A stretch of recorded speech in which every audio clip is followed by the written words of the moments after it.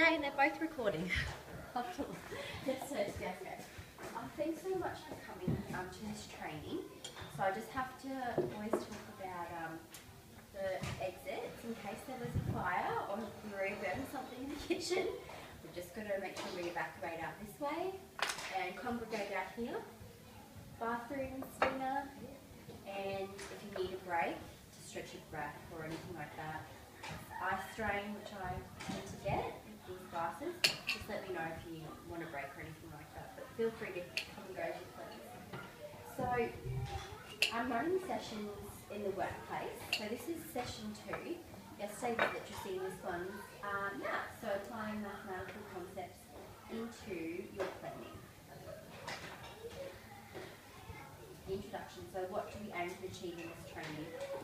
So what I'm aiming for you to achieve by participating in this is for educators to be able to know all mathematical concepts that are a part of the curriculum document early learning framework, to be able to foster maths investigation and inquisitivity in children, planning purposely for maths exploration, and developing effective mathematical strategies in children's play, so that it is spontaneous. You don't have to always be making sure that it's something that you've planned. Like we also have to remember that there's that balance between spontaneity and you initiating something. Anyone understanding that? No?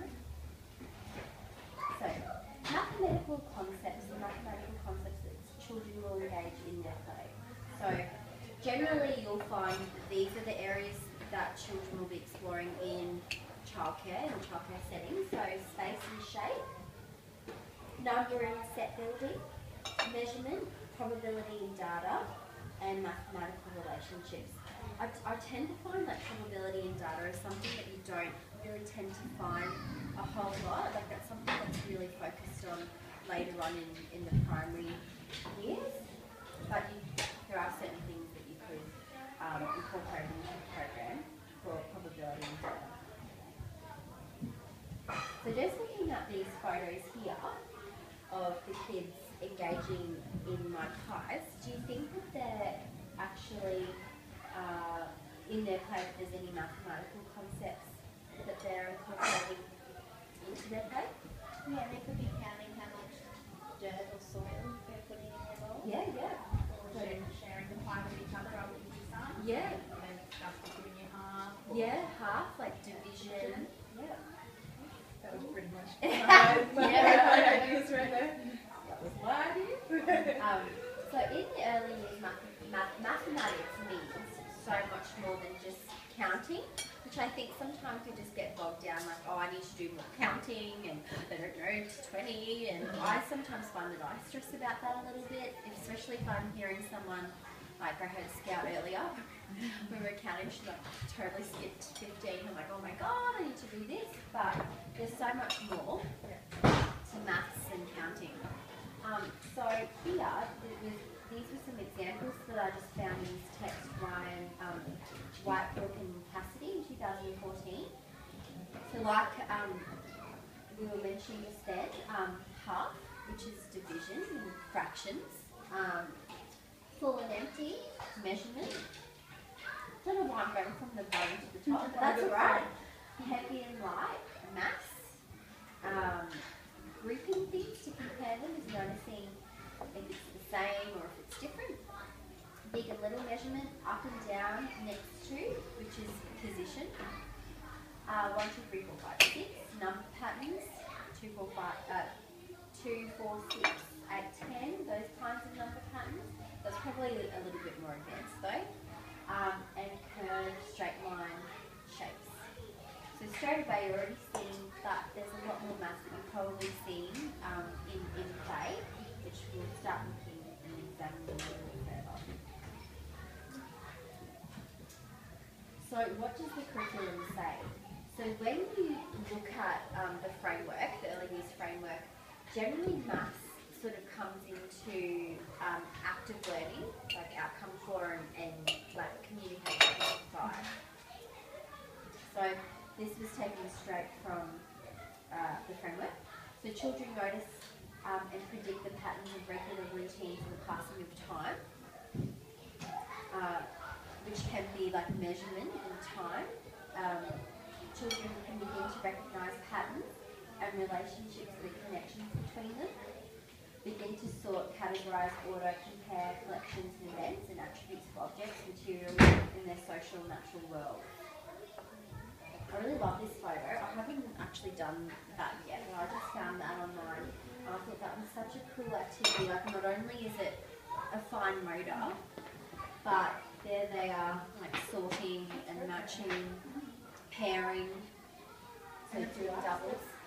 Yeah, well, it is a life skill. You'll be doing that for the rest of your life, hanging and washing out. Children take on roles of literacy and numeracy.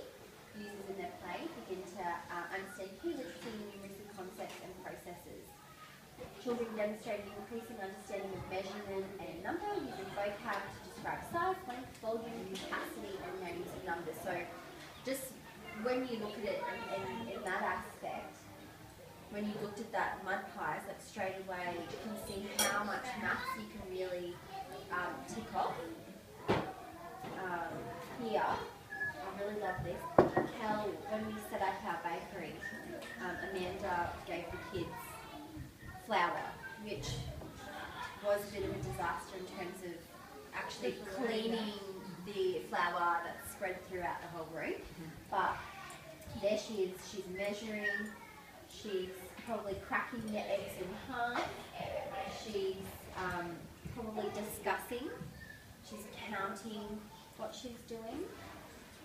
So it's literacy and numeracy. You're seeing all that communication, but there's a lot of maths involved.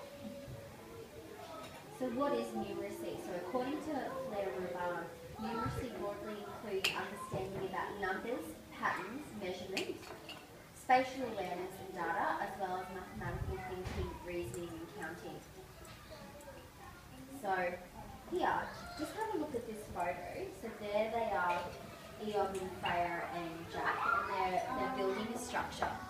Can you think off the top of your head what kind of mathematical concepts they're engaging in? Just like building that little, it was a city actually, not a tower. They're still calculating how high they're building. Yeah, it's all about height. They're still sorting what blocks they want to wear.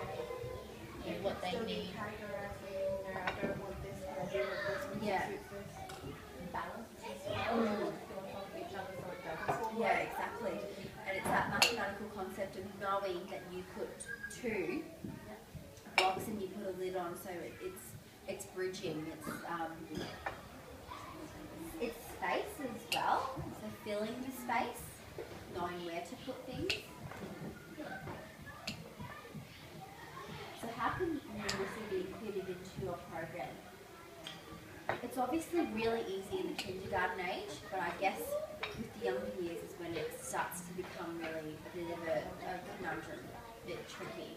It's not really when you think about it, in how you've written it here, there's so many more things mathematically just counting. Yeah, yeah. The kids upstairs sort things that they want to play with all the time. They might Yeah. move things into colour categories and all that stuff. So you can pretty much add it on anyway.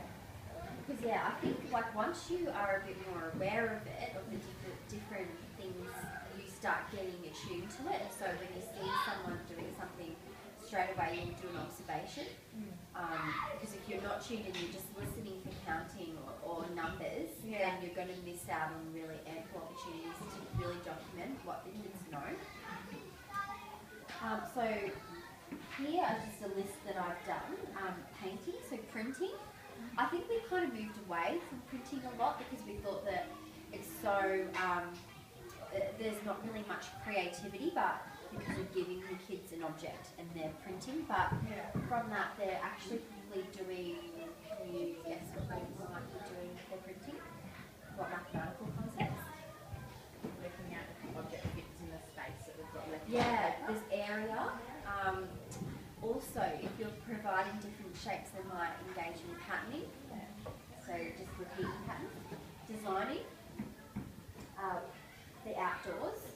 So just moving and spatial awareness, knowing how to climb something at the height of it, can they jump off it, arranging, hammering and corkboards, construction, puzzles and sorting. So those are some of the activities. Right there, Will, I've just used a sorting tray here. I've still got this here. And just gotten them to, the coins are here and then just sorting them according to the number. Eventually what I can do is take away the actual picture and just put 10 and 50 to make it harder to see that the kids can actually sort from just looking at the numbers, not looking at pictures. This sorting tray is the best thing ever. I think we really need more for the centre for other greens. So activity 1, so examine this picture. What mathematics do you think is being used? So Angus drew a picture and then he showed his educator and he said it's math. He then pointed out the features of said math. So I don't know if you can see, he's written here that Angus's, I've scribed. He said that that was his house. We are here at daycare. That line there is daycare. This was a river. I didn't actually write it, but this was like the road taking him, and this was Coffin and Gigi lived here. So Very cool. yeah. It's really his own mind of where everything is in relation to each other and distance. Yes, How yeah. it takes him and how big the river is compared to how many roads he must go through. I love it. And I love the road. I love it. Very cool around. So doing maps and exploring maps, doing treasure hunts and things like that. When you think about it, you're also doing a lot of direction. You know, are we going right? Is something on top? Is it on where? You know, where is X on the map? Is X above the tree or is it below the tree? So what is designing? The purpose or meaning that exists behind an action, act or object. So mathematical thinking through design. Children are able to explore mathematical concepts like symmetry, tessellation, patterning, bridging, etc. through play. Does anyone, do you know what tessellation is? I actually only learnt this a couple of months ago. No, last year. So yeah, like 7 months ago, 8 months ago. I've done presentation with kids before and I give It's actually, yeah, so it's using these shapes and getting the kids, giving them like an area, a circumference of what they can fill, and using the shapes to tessellate. So it's actually a lot of problem solving is involved in this task because they're having to sit and manipulate all the shapes and where is this going to go. So that's why puzzles is so amazing as well. And then the kids I found in this class, like Angus, I don't know if I might have a photo actually on the slide. I can't remember because I did a couple of weeks ago. They were doing house designs with this. So they were saying, Angus was actually saying like, that's the playground, that's outside rather, that's upstairs, this is the staircase to downstairs. So like it's amazing to see how they really imagine. how you get them to think about a bird's eye view. You think with this little How can they view from, their mind think of that and that's looking down on the building. My mind certainly doesn't go that way when I'm thinking about it. And see here, in this picture, Clem has designed with the magnet board, which is just over there, right there. And like when you look at this, it's perfectly symmetrical, right? Perfectly symmetrical. So you can start looking from there straight away. You can use a mirror. You could talk about butterflies. You could start looking at symmetrical patterns from dot painting or whatever. Like there's so many ways that you can take it just from her designing that. But granted, this was a concept that was taught. It wasn't something that she just came up with. So we did some work on designing last year. So this photo was taken this year.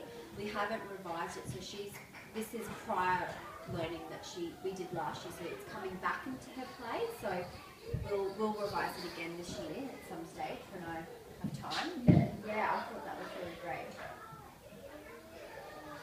So what mathematical concepts can you see in the following pictures? So this is not something that I can pride myself in. This isn't my work. This is from another centre. So just have a look at this. So I don't know if you're really... Yeah, it's grouping. So there's dinosaurs, stones. So this is all arranging. So they've got boards and they've put felt on it. And can you think of any mathematical concepts other than grouping? Flowers. I tried to do the pink, blue. Yeah, they've tried that. And down the bottom. Oh, you're right. You go taller. I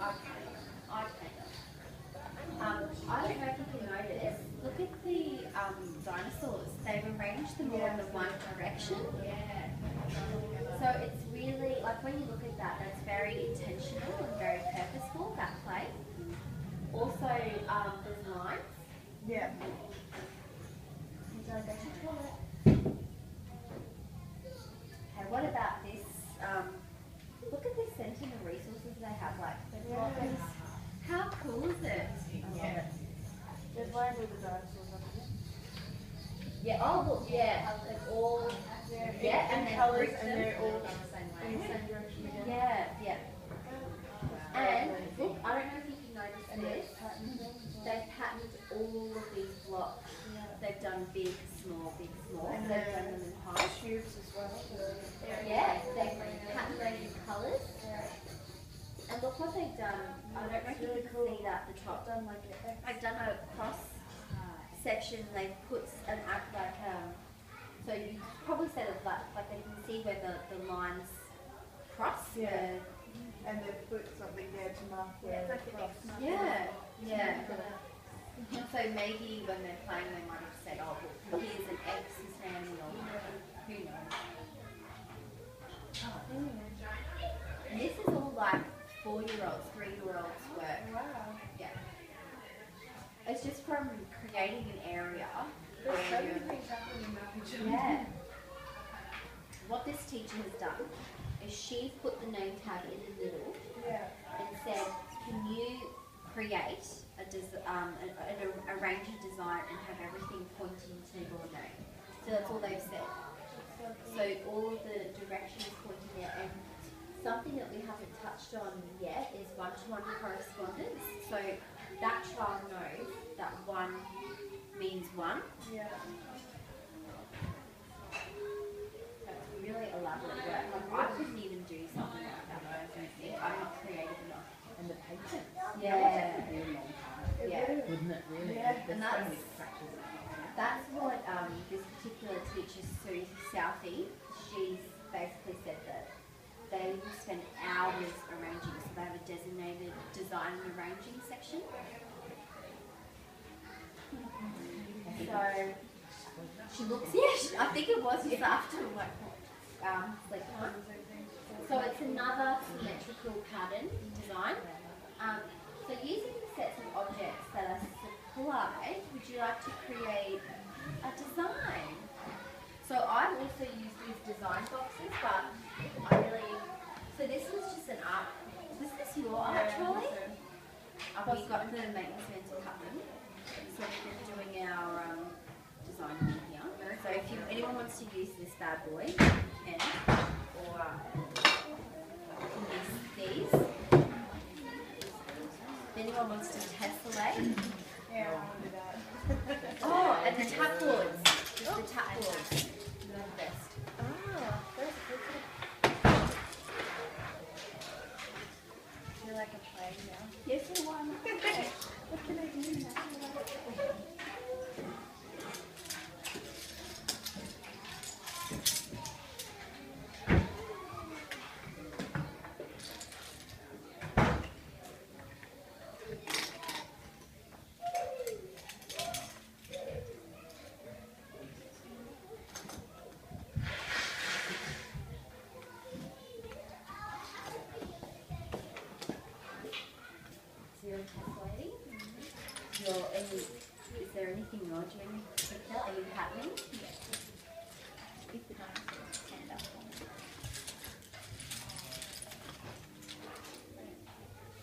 it's actually really therapeutic. Just That's colouring in. yeah, especially if you have all the right resources for it. And what Sue was talking about how some people, some ECTs, this was at an ECT training, she was discussing this when I first learnt about designing. Yeah. Sue Southey was saying that a lot of teachers are really anti-plastic. So you can make sure that you're using recyclables and getting the kids to do bottle tops. Yeah. You could use like plastic glasses and obviously just keep reusing them and then make sure you put them in the recycling bin. Like I don't have any problem, like I don't have any principle against using plastic, but it's obviously really nice when you have a lot of natural materials. I think we've gone so far away from using anything other than natural materials that Yeah, I've got rocks over here that I like using plastic sometimes. yeah. So I've got these rocks and I think because they're not really polished, the kids don't really gravitate towards I them. love them. And this is really awesome because this one, they can do inside and outside, in and out. And you feel things. Yeah. This is really cool. Yeah, look at that. That's why I like that. Yeah. Did you just get a home from this book or have you had these guys stuff for a while? This has been here for ages. So when I first started doing designing last year, I organised. Get all this stuff. Yeah, but it really needs a lot more resources, which I need to start doing more scavenging and trying to hunt down things.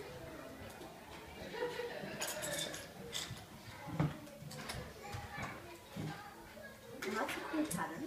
So I did that way, then I did the opposite, and then I did the same. Nice. And all three.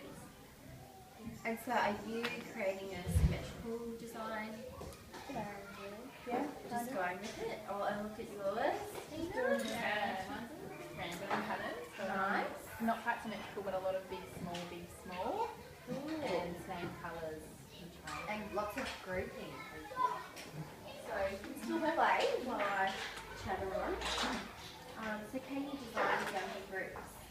Yeah. Design can occur with the younger groups. However, using words like tessellation would not be advisable. Encourage your children to explore with open-ended materials. So what I was just rambling on about just then, if you could have more open-ended materials, or just even things like the compare bears and the dinosaurs, they can start making sure that they're Or the pegboard. pegboards. Yeah, I know the pre-kindies love the pegboards. Yeah. So, activity 4, can we brainstorm some open-ended materials that we could use? Because it doesn't have to be these expensive things. Like we could.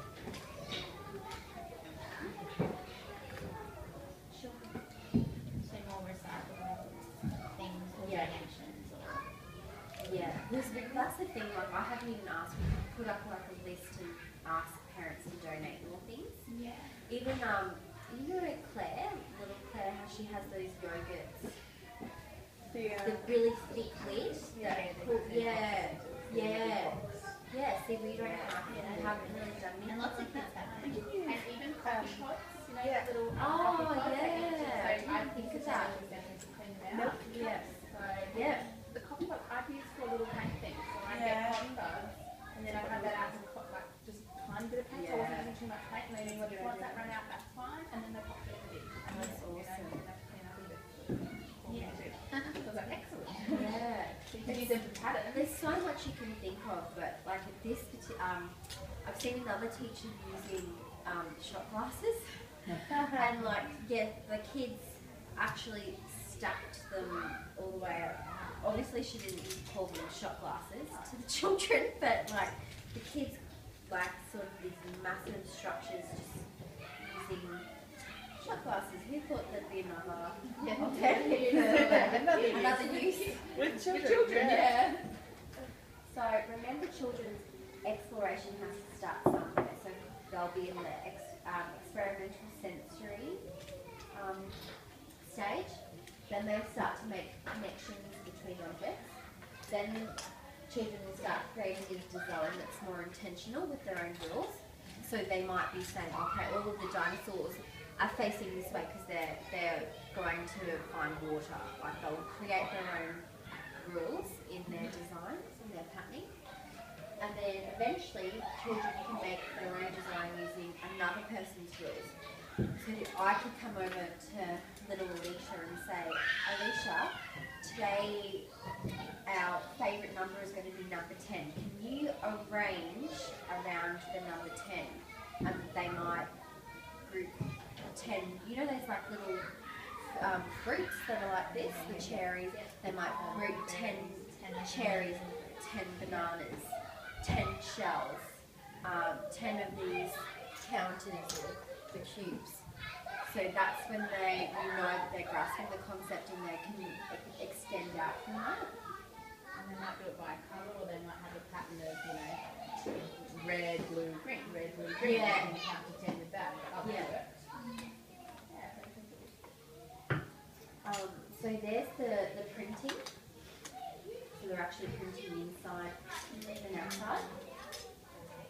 The tap boards that we've got over there are the best thing ever. Like they're so good. I don't know if there's any in Freaking we really need to. No, there's get not some more. of these things. That would be really cool though. Yeah, they're so like they can do so much Yes. Together, Yep. with the tap boards. Yeah.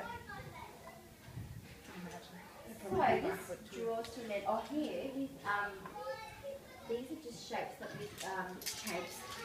These are just pictures of the life cycle of a frog that we just. I love that photo of them. This looks so cheeky there. But yeah, and the structure. They put the time sequence of the life cycle. So first we start off in the egg spawn, frog spawn, sorry. So can you share some of the concepts that you have learnt from today, if you've learnt anything? I hope. I've learned a lot of different ways that we can classify maths in work. So before I was just listening out for counting and Oh, it's so easy to I'll do. definitely be looking out for grouping and patterns and Oh, a lot awesome. more stuff there. I'm thinking of odds. Yeah, hopefully more mathematically inspired, because I always tend to go towards literacy. Literacy is my passion. I love it. Math, I find I really don't do as much as I should. So it's kind of good to be mindful of it and conscious of it.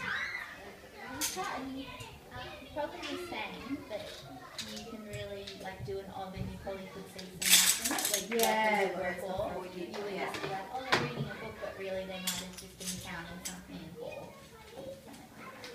Somebody was talking about the distance and Angus's picture of his map. Off from that. And his Yeah. correlation in his mind of where he was in daycare and when I go half and then there's a river and a big long road. Yeah, It was sort of that in He's relation so to maths. switched on. Yeah. And I'm not a big fan of vacuum either. I'm more No. of a literacy fan. Yeah, it's good to just see those ways that they're actually doing time machine. Yeah. And that was all spontaneous. It was not thrust upon a mutual on that. It was all spontaneous. Okay, thank you so much for participating.